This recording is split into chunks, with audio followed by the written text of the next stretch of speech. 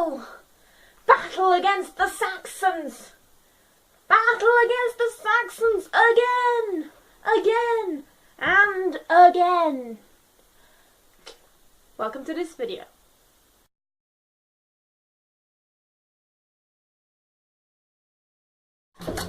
Hey guys, welcome to this video. In this video we are going to be discussing The Mists of Avalon, the film, starring Juliana Margulies and Angelica Houston. Great casting and great soundtrack, which I will mention later again, most likely. So, we open with mists on a lake, serene mist, and then Morgaine's narration kicks in. While we see a barge going across the lake, we see Morgaine, and all the rest.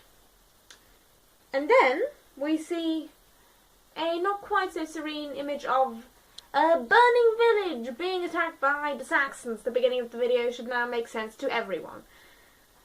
So, then we are introduced to Morgaine's father, Gorlois, who is the Duke of Cornwall. And then we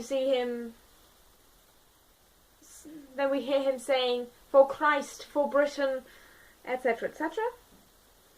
And we see him battling the Saxons, etc., etc. And we go to Okay. Apparently I am still unable to speak.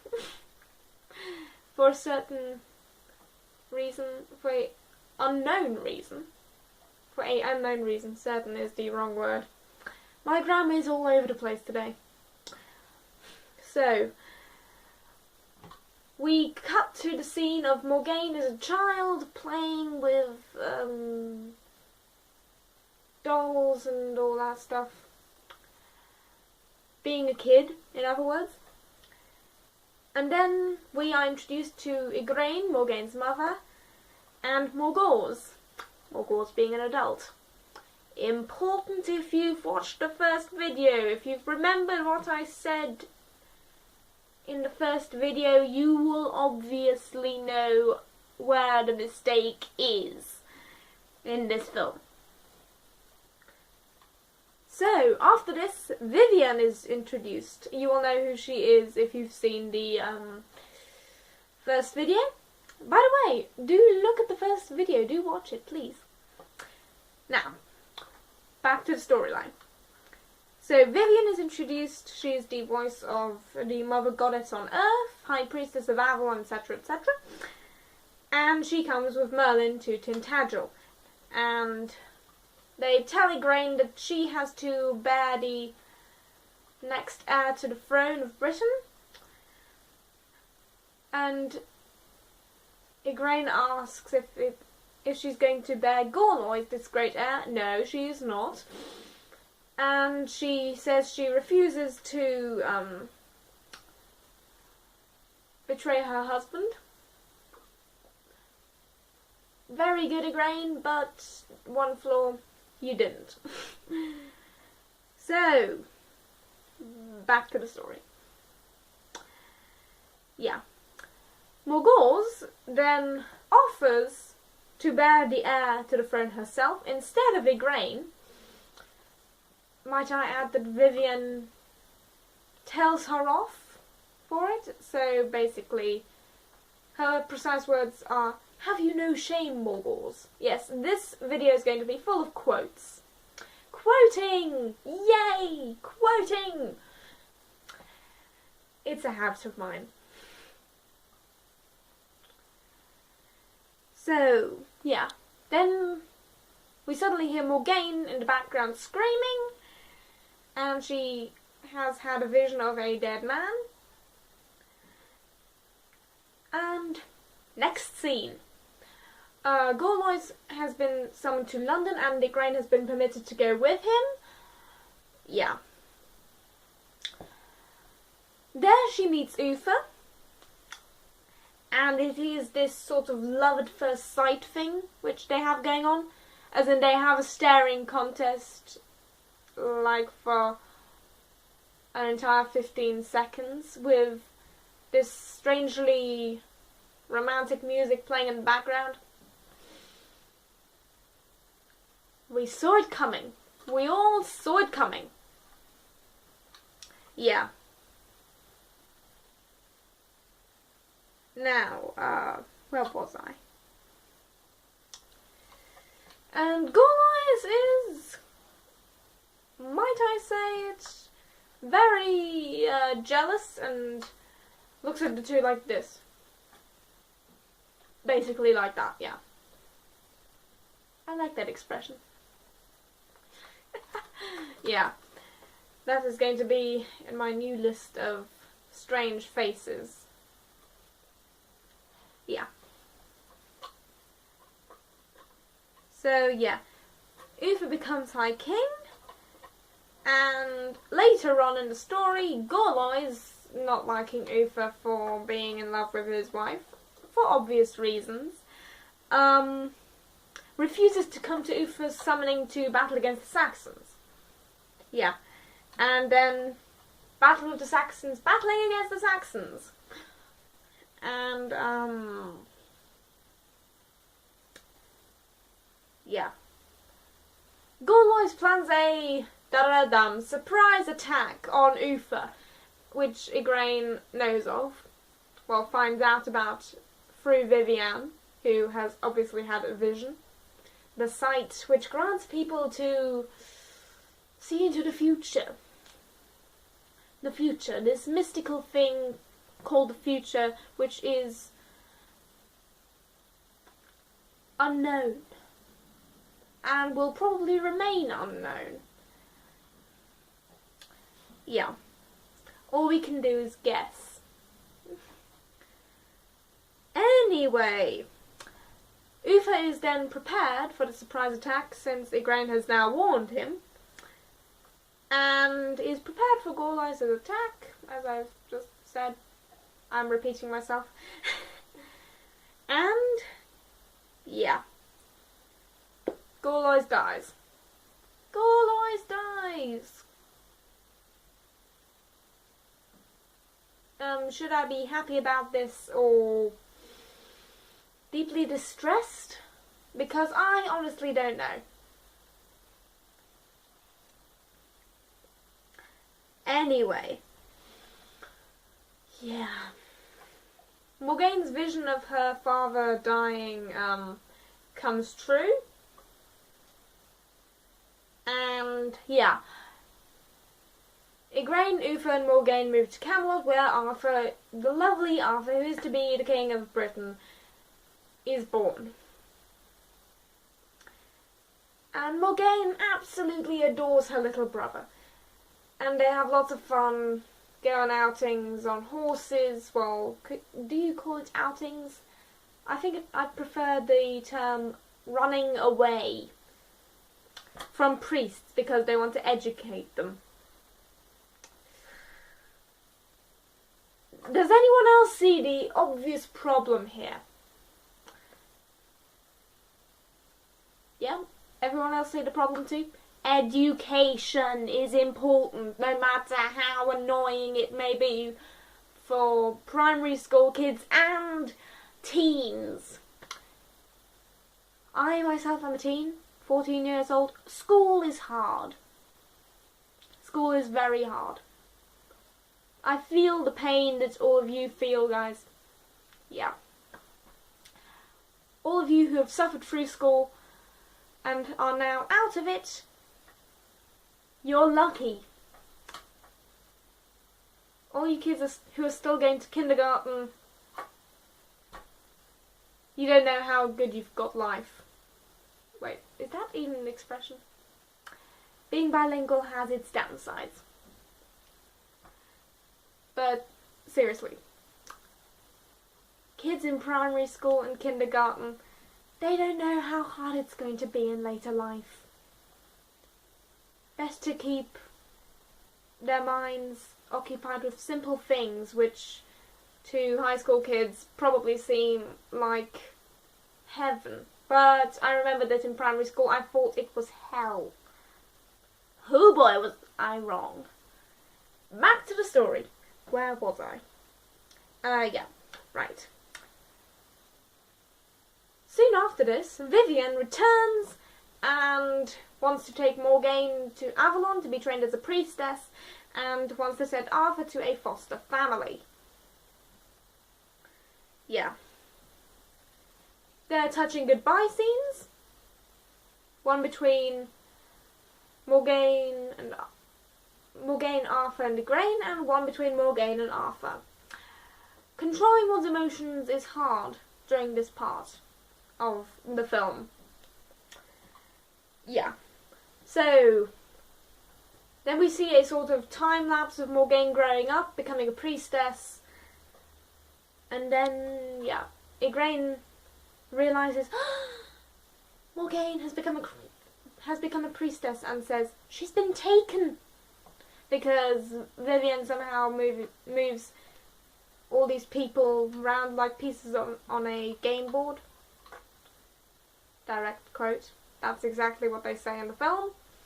Yeah. So, Lancelot, Morgaine's cousin, returns to Avalon to confront his mother, Vivian, and I'm not entirely certain what he wants to confront her about. I'm not entirely certain why he goes there at all. Yeah. To ask her blessing for something. As in going out into the outside world. I don't know why he needs her blessing for that. Actually, he says in the film he doesn't need her blessing and will do it no matter what. Yeah. Then he leaves again after having met Guinevere for the first time. Morgaine lifts her in through the veil and, yeah. Lancelot and Guinevere fall in love. Morgaine gets jealous and puts Guinevere back into the real world.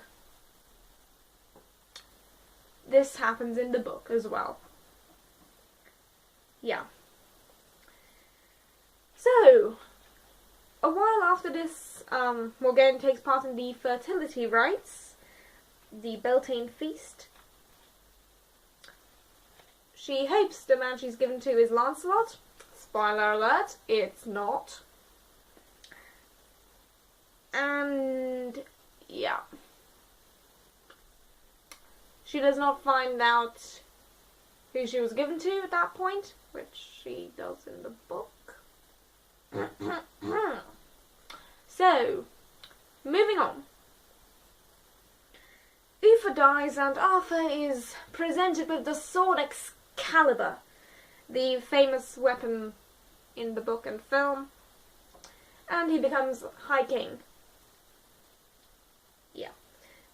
Then Morgaine goes to Camelot again and finds out it was Arthur who she was given to on that fateful night at the Beltane feasts. So, Lancelot meets Guinevere again, and so begins the suffering.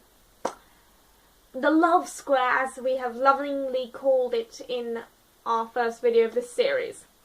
The love square between Morgaine, Lancelot, Guinevere, and Arthur. A love square. We used to love triangles. Love squares are an entirely different caliber. Excalibur. Pun not intended, but I'm just going to roll with it. It's an Excalibur. This time, pun intended. I'm sorry, I'm getting off topic. So, then at Arthur's coronation, Morgaine figures out she's pregnant. She figures this out at a different time in the book. Talking about that in the next video. So, then, Arthur leaves Guinevere in Lancelot's care while he does something else. And they have a romantic moment. Intense. He saves her life and they go to a little abandoned hut or stable and Guinevere confesses that she has dreamt of Lancelot and is in love with him, etc., etc. And then she tells him to not give in to his feelings to her. They have a lot of romantic moments throughout the film. Yeah. And this particular one involves a kiss. Yay! Lancelot, you could have done so much better than that. A-hole, Guinevere. I'm sorry for that piece of bad language, but it was necessary. Because Guinevere really is terrible. So, yeah. Morgaine, after arguing with Vivienne, decides to keep the child, which Morgause was trying to persuade her to abort. Abort mission, says Morgause, and keep child, says Vivienne. Yeah. So Morgaine doesn't like Vivienne after this, and goes with Morgause to bear the child in Orkney, on the islands of Orkney, at the court of Lot. And yeah, names the child Mordred. Watch the first video for more info on this, and we will discuss more in the next episode. Not the next video. The next video is the continuation of this one. Yeah, the film was freaking 3 hours long, and it would take ages to make a video which contains every single detail. So I'm splitting it into 2. Yeah, where was I? Right. Morgause wants to kill the child because it could be Arthur's next... Wait a second.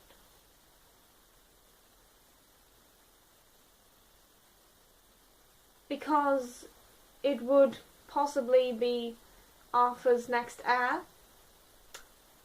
even though Arthur is the father, but she decides to keep the child.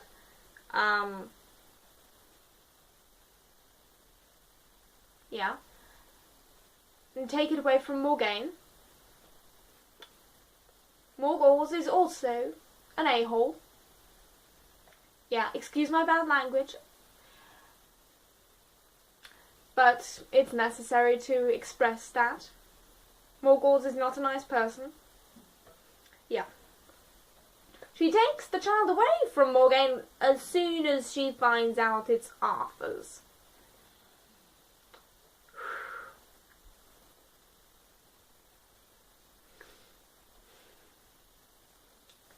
Do we really need to go any further into detail that Morgause is the worst aunt in history? Yeah. So, that is all for this episode, if I may say so. Because doing it any longer would